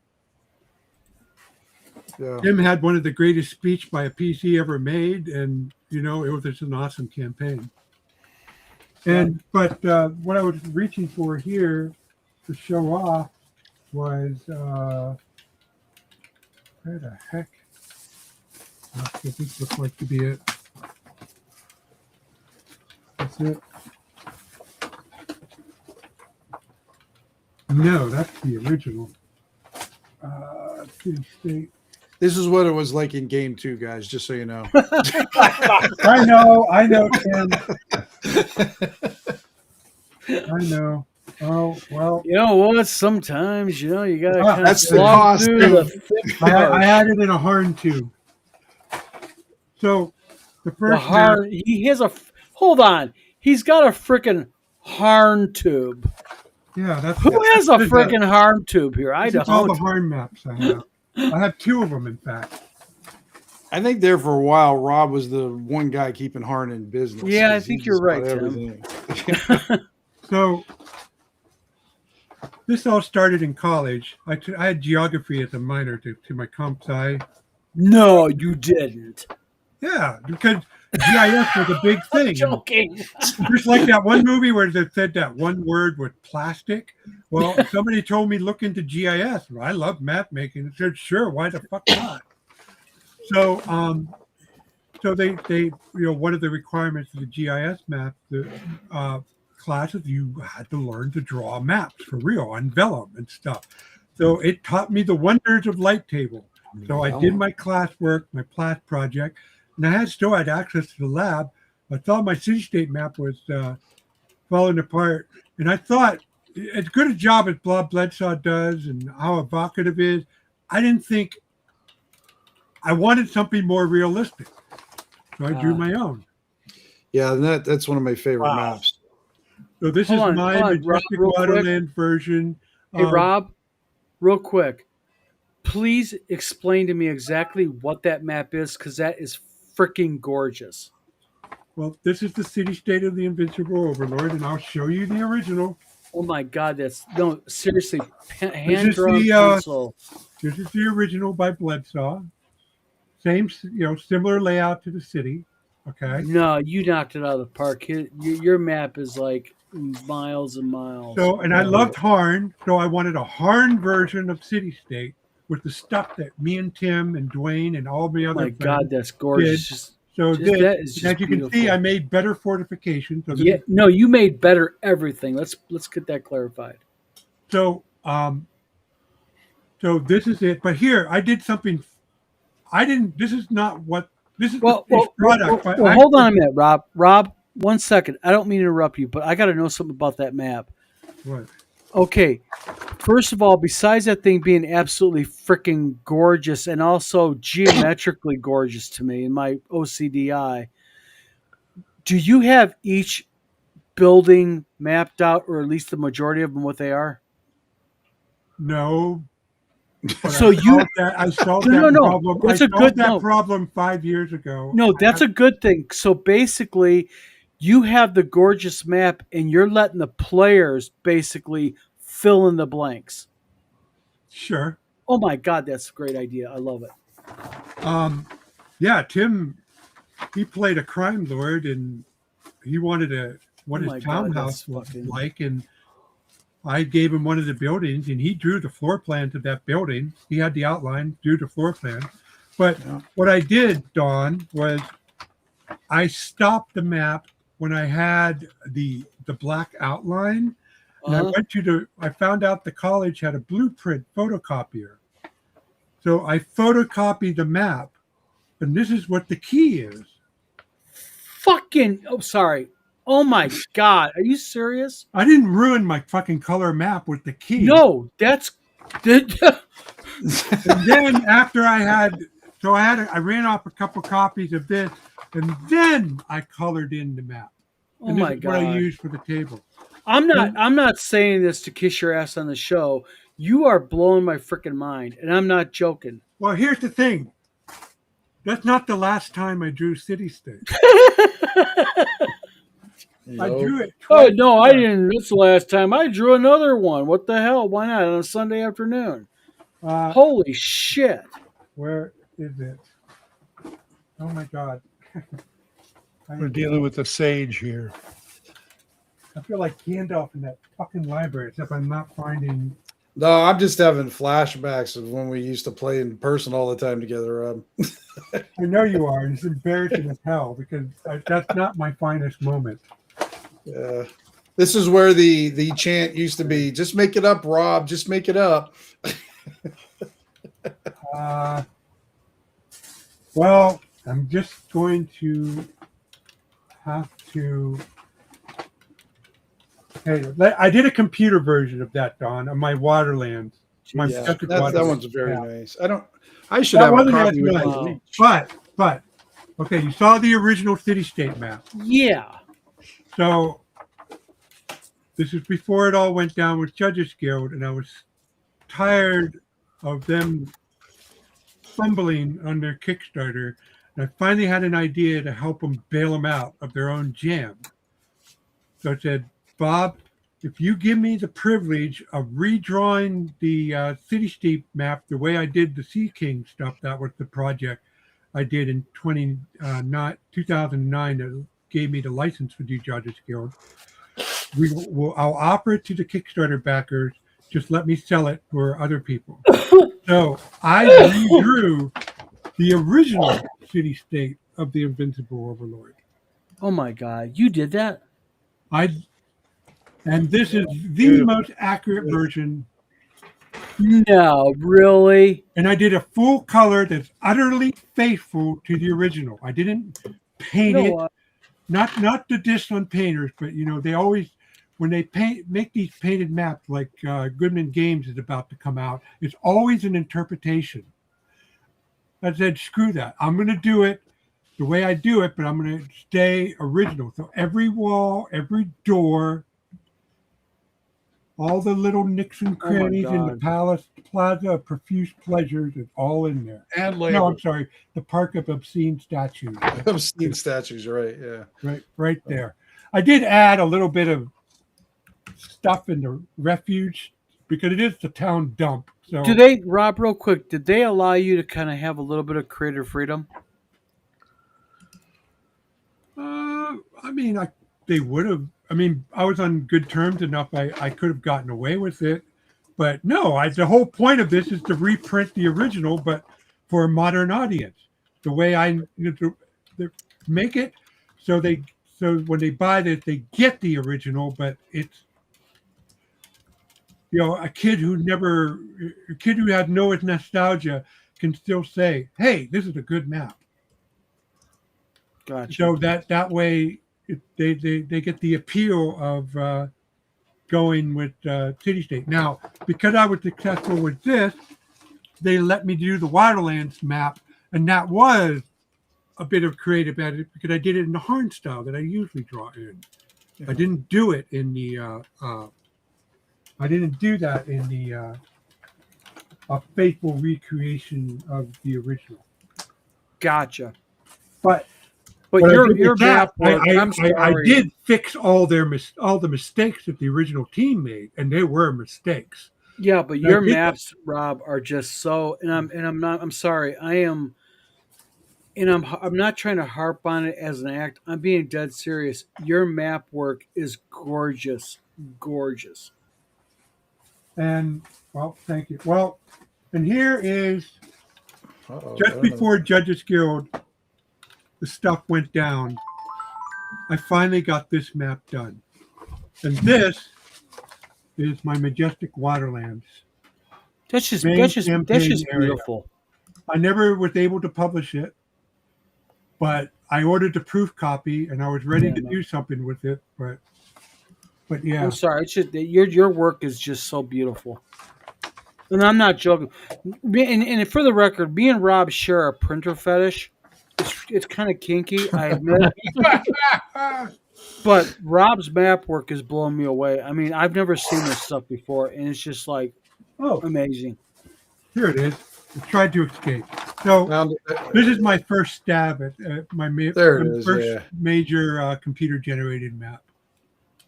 I got better. Damn it! I got better. That's like my level. I'm looking at that going, if I did that, I'd be like, I'm really doing good. He's like, I just used to get better. Well, I mean, if we're going to show up, if we're going to talk, hold on. We got him going now. He's off. Watch out, guys. He's going to be whipping it out now. And he's wearing pants, folks. Thank God. Welcome to the Rob Connolly hour. I'm going to sit back, drink my Coca-Cola, eat my beef jerky, and be happy and be amazed by his maps. Yeah. That was always the fun thing when we used to game together, just being able to game with these maps. Yeah. Just got your imagination just going crazy, just seeing the maps, and just made you want to go do things. So these maps with that page in Philadelphia. Yeah. Real quick, Aaron, you weren't there, Don. Real quick, read Agile Monk's comment out loud. This is why Rob and I are heterosexual life mates when it comes to maps.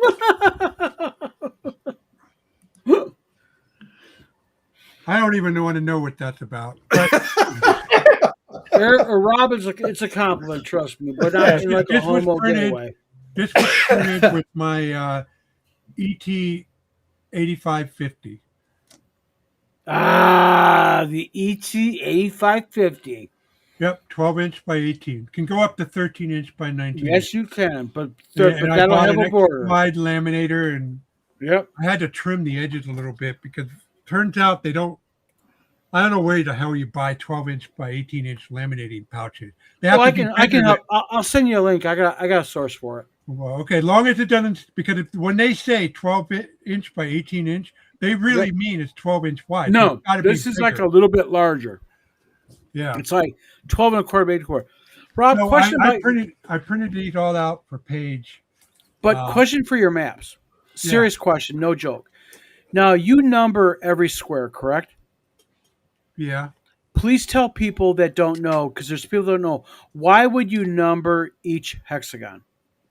Well, I know that. You got this. Good Lord. There's people that don't know why that's done. I just want Rob to be able to explain it because he's a map maker. I wish it was done more. Oh, amen to that. So you got this big old thick reference book, and you flip it over, and you want to know where the hell is 16, the ruined hut, right here underneath my thumb. Okay. You got to find that on the map. Now, the Greyhawk map, as classic as it is, you're going to have to go all the way to the edge and go through dozens of hexes just to find out where. Yes. And I don't have Black March with me, but I'll use it as an example. So you can go here, and then you can look on the hex number for 1412 or 1416 and see it's right there. Okay. So, more so you can go to reverse. You can go here and I see a ruin in 1717. And I know this is on the Great Glacier map. So you can go into the book. Look at this top, see Great Glacier location.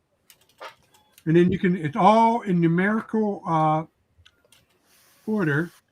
1717. You can find that it's the ancient sewers.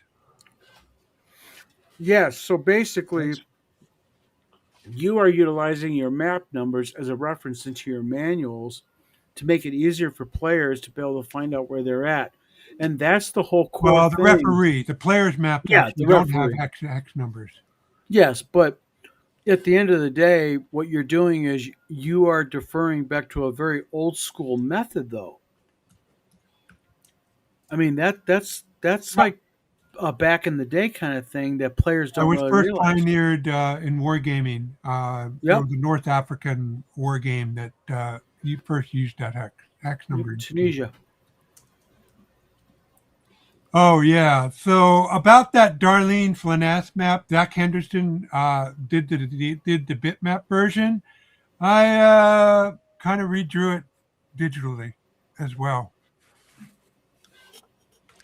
Is anybody surprised? Show of hands. Show of hands.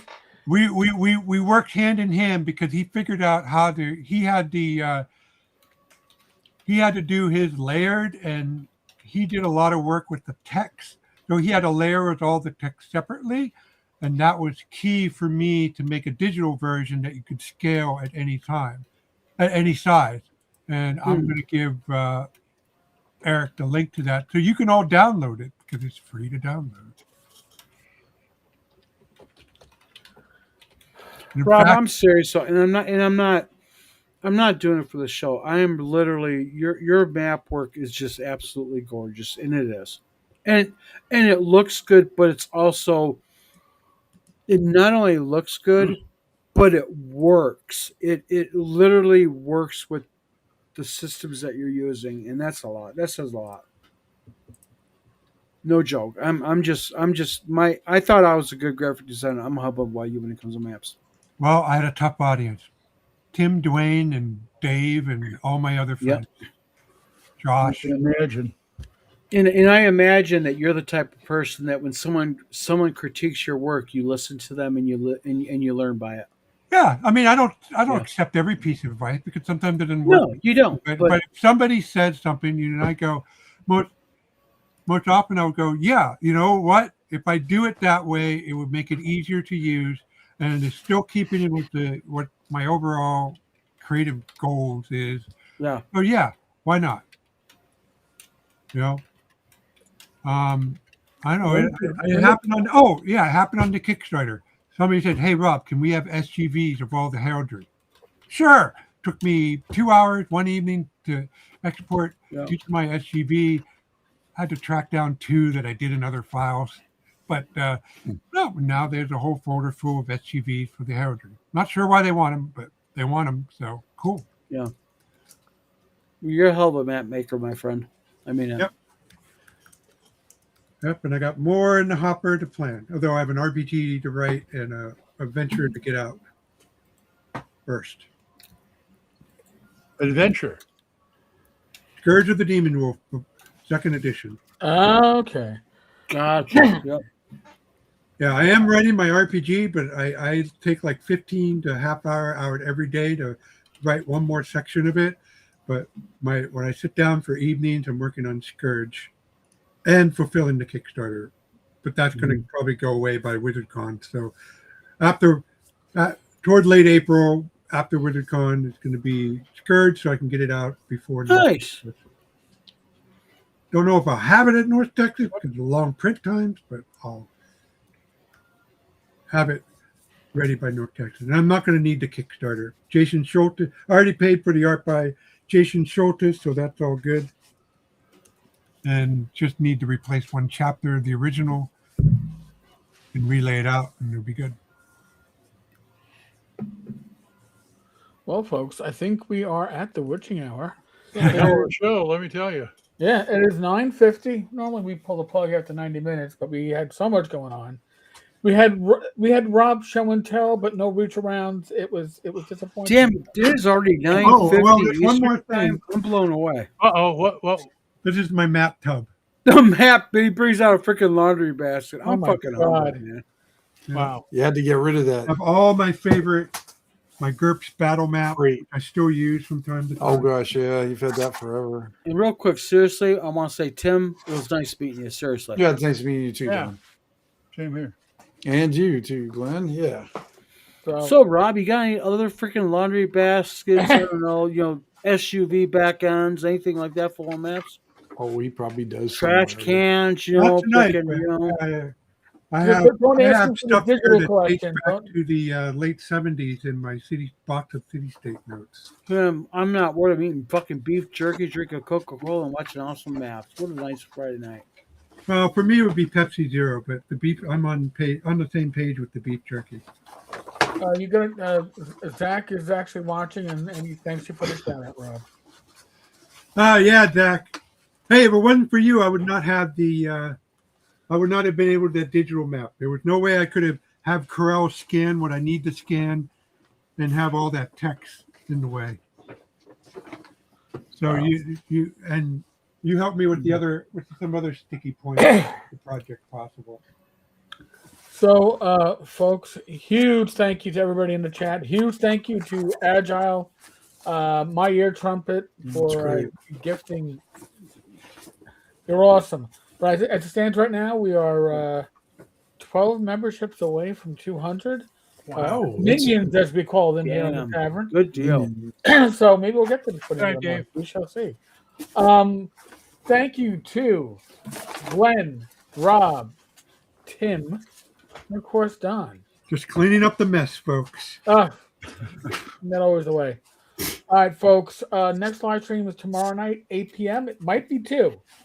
There might be one at 9 o'clock with DM Angelo. I believe there's one on Saturday night at 7 on Rumble.